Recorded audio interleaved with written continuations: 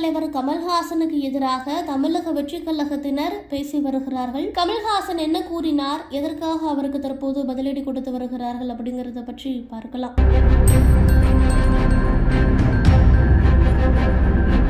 கமல்ஹாசனுக்கு திரையுலகில் எந்த அளவுக்கு ரசிகர்கள் இருந்தார்களோ, அவர் அரசியலுக்கு வந்த பிறகு அது வாக்காளர்களாக மாறினார்களா அப்படி என்று கேட்டால் அது கிடையாது.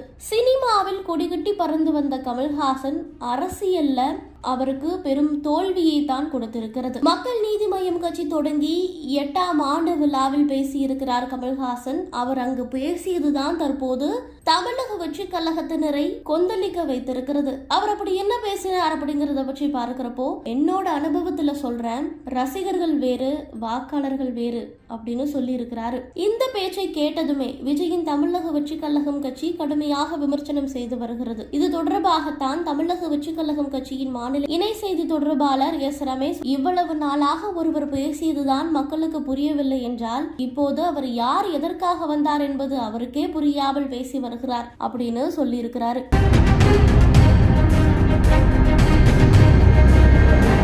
அதாவது கமல்ஹாசன் நேரடியாக தமிழக வெற்றி கழகத்தை தான் குறிப்பிடுகிறார் அப்படின்னு பேசப்பட்டு வருகிறது. கமல்ஹாசனுக்கு திமுகவில் ராஜ்யசபா சீட்டு வழங்கப்பட இருக்கிறது. இந்த சமயத்துல திமுகவுக்கு ஆதரவாக திமுகவை எதிர்க்கக்கூடிய விஜயை விமர்சனம் செய்திருக்கிறார் கமல்ஹாசன் அப்படின்னு பேசி வருகிறார்கள். ரசிகர்கள் வேறு வாக்காளர்கள் வேறு என்று திடீரென போதை மரமடியில் அமர்ந்து ஞானம் பெற்றது போல அறிவாலயத்துல கலந்து கரைந்த பின் பேசி வருகிறார்கள். எம்ஜிஆர் ரசிகர்கள் வேறு, சிவாஜி ரசிகர்கள் வேறு, ரஜினி ரசிகர்கள் வேறு, மற்ற ரசிகர்கள் எல்லாம் வேறு, எங்கள் தலைவர் விஜய் ரசிகர்கள் வேறு. எம்ஜிஆரின் அரசியல் வெற்றியை சிவாஜி பெற முடியவில்லை. எம்ஜிஆர் தன்னுடைய ரசிகர்களை அரசியல் மையப்படுத்தி வாக்காளர்கள் ஆக்கியது போல எங்கள் தலைவர் கோடிக்கணக்கான ரசிகர்களை மட்டுமல்ல ஒட்டுமொத்த தமிழக மக்களையும் எப்படி வாக்காளர்களாக மாற்றுகிறார் என்பதை பாருங்கள்.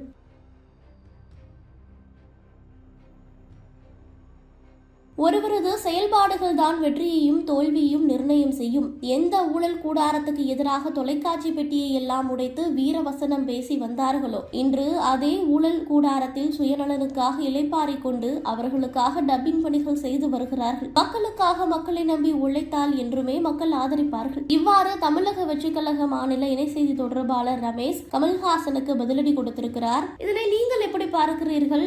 ரசிகர்கள் வாக்காளர்களாக மாறுவார்களா அப்படிங்கறத பற்றி நீங்க என்ன நினைக்கிறீங்க அப்படிங்கறத கமெண்ட் செக்ஷன்ல சொல்லுங்க.